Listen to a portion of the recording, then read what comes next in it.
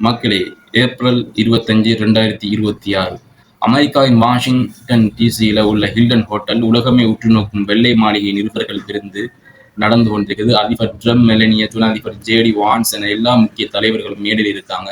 சிரிப்பும் கேலியுமாக இருந்த அந்த தருணத்துல திடீரென ஒரு சத்தம் கேட்க, அந்த துப்பாக்கி சத்தம். அடுத்த 10 நிமிஷம் அமெரிக்காவை ஸ்தம்பித்து போனது. மேஜைக்கு கீழே ஒளிந்து கொண்ட பத்திரிகையாளர்கள், அதிபரை சூழ்ந்து கொண்ட பாதுகாப்பு அதிகாரிகள், அலையழைத்து ஓடிய மக்கள்.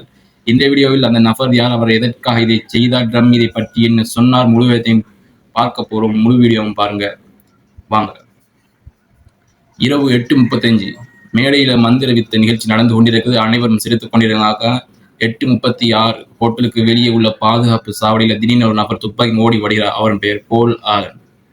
தாக்குதல் நடக்குது. பாதுகாப்பு கருவிகளை தாண்டி உள்ள வர முயல்கிறான். ஒரு பாதுகாப்பு அதிகாரி அவனை தடுக்க அவன் நோக்கி சுடுகிறான். நல்ல வேளை அந்த அதிகாரி குண்டு துளைக்காத ஆழ அணிந்ததால உயிர் தப்பினார்.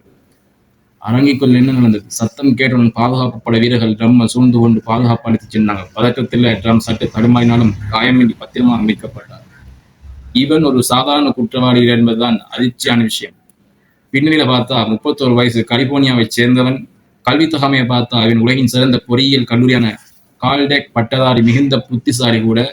நோக்கம் என்னென்றால், தாக்குதலுக்கு 10 நிமிடம் முன்னதாக தன் குடும்பத்திற்கு ஒரு மின்னஞ்சல் அனுப்பியுள்ளான். அதில் ட்ரம்பிற்கு எதிரான கடுமையான கருத்துக்களை எழுதியுள்ளான். தன் செயலை நியாயப்படுத்தி ஒரு நீண்ட அறிக்கையையும் வெளியிட்டிருக்கான்.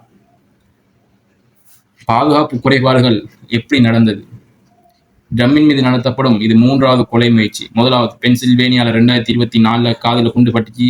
2வது புளோரிடால 2024 கோர்ட் மைதானத்தில் தடுக்கப்பட்டுச்சு. 3வது இப்போ ஹில்டன் ஹோட்டல்ல நடக்குது. கேள்வி என்னண்டா, மிக உயரிய பாதுகாப்பு இருக்கும் ஒரு ஹோட்டல்ல துப்பாக்கி மற்றும் கத்தியுடன் ஒரு நபர் எப்படி இவ்வளவு தூரம் வர முடிந்தது? அவர் ஏற்கனவே அந்த ஹோட்டல் அறை எடுத்து தங்கியிருந்தது எப்படி அதிகாரிகளுக்கு தெரியாம போனது? ட்ரம்ப் சொன்ன பதில். சம்பவத்திற்கு பிறகு ட்ரம்ப் அளித்த நேர்காணல் மிகவும் கோபமா பேசினார். செய்தியாளர் நோரா ஓ டோனல் குற்றவாளி எழுதிய வசைப்பாளர் ட்ரம்பினை வாசித்து காட்டினார். அதுக்கு ட்ரம்ப், இது போன்ற கீழ்த்தரமான கருத்துக்களை மேடையில் வாசிப்பது வெட்கக்கேடாது, நான் எதற்கும் பயப்பட மாட்டேன் என்று பதில் கொடுத்தார். மேலும் நமது நாடு இப்போது ஒரு பைத்தியக்காரத்தனமான உலகமாக மாறிவிட்டது என்று வருத்தம் தெரிவித்தார். உலக நாடுகளில் எதிர்வின இந்த பிரதமர் மோடி சிலர் ஜனநாயகத்தில் வன்முறைக்கு இடமில்லை என்று கூறி ட்ரம்பிற்கு தனது ஆதரவை தெரிவித்தார். பிரிட்டிஷ் மேயர் சார்ல்ஸ் ட்ரம்ப் பாதுகாப்பு இருப்பது நிம்மதி அடைவதாக செய்தி அனுப்பியுள்ளார். அரசியல் மாற்றமில்லை. இந்த சம்பவத்திற்கு பிறகு ட்ரம்ப் ஆதரவாளர்கள் அவர் மீதான வாக்குகளை திரும்பப் பெற சொல்லி அழுத்தம் கொடுக்க தொடங்கியுள்ளாங்க. மக்களை, இந்த சம்பவம் நமக்கு சொல்ற பாடம் என்னென்றா, வெறுப்பு அரசியல். நன்கு படித்த ஒரு இளைஞனையே இத்தகைய செயலை செய்ய தூண்டுகிறது என்றால் வெறுப்பு எவ்வளவு ஆபத்தானது என்று பாருங்க. 2வது ஜனநாயகம். கருத்து வேறுபாடு இருக்கலாம், ஆனால் துப்பாக்கி ஒருபோதும் தீர்வாகாது. இந்த சம்பவத்தை பத்தி நீங்க என்ன நினைக்கிறீங்க? பாதுகாப்பு படையில் தவறு எங்கே நடந்தது? உங்கள் கருத்துக்களை கீழே உள்ள கமெண்ட் பகுதியில் சொல்லுங்க. இந்த வீடியோ பிடித்திருந்தால் லைக் பண்ணுங்க, நண்பர்கள் பகிருங்க. மீண்டும் ஒரு முக்கியமான செய்தி உங்களை சந்திக்கிறேன். நன்றி. நான் உங்கள் ஐஜி.